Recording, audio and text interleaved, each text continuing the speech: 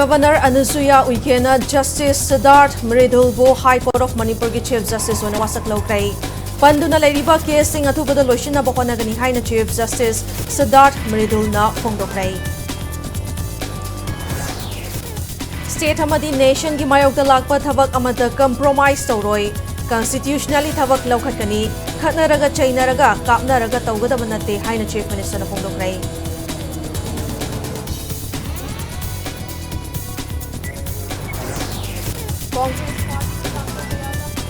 Haina ba honarambagi mahina ngasidi Manipur da irang thoklei BJP na punbagi saktam ngak na bakan na honari haina BJP Manipur Pradesh ki President Adhikari Mayum Sardana haidi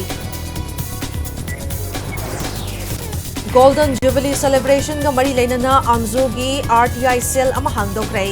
RTI thaba hengaliba makai corruption hantharakani amadi afaba lengak leigani haina State Chief Information Commissioner in charge Oinam Sunil na phongdokrei Moreda BSF ki gari thauba miyoi ama officer amaga thabak chathokluba masakhangdaba miyoi kharana tamthina purakpadagi hospital da laikanakrai